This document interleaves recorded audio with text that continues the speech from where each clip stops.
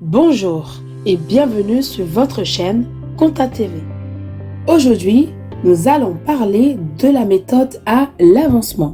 Dans cette méthode, l'entreprise va prendre en compte le produit déjà réalisé à la clôture de chacun des exercices d'exécution partielle des travaux.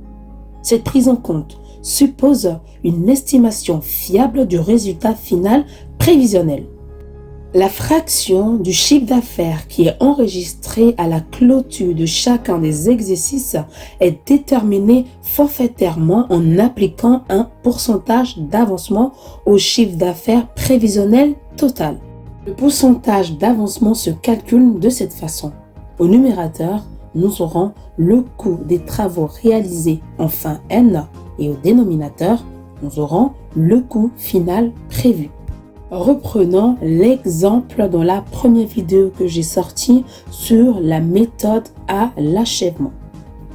Le pourcentage d'avancement se calculera de cette façon.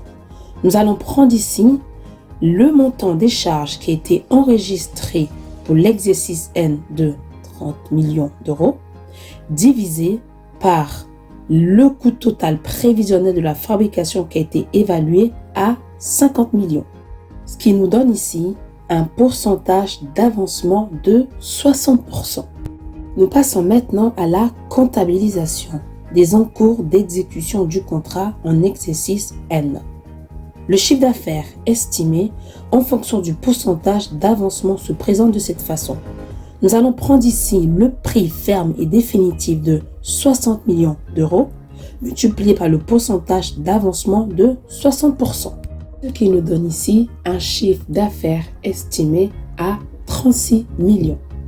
Pour la comptabilisation au 31 décembre N, au débit, nous aurons le compte 4181 clients facture à établir pour 36 millions d'euros et au crédit, le compte 701 vente de produits finis pour 36 millions. Nous passons enfin à la comptabilisation en fin de contrat, c'est-à-dire l'exercice N+1.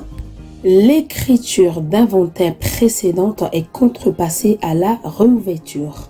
Au débit, nous aurons le compte 701 vente de produits finis pour 36 millions d'euros.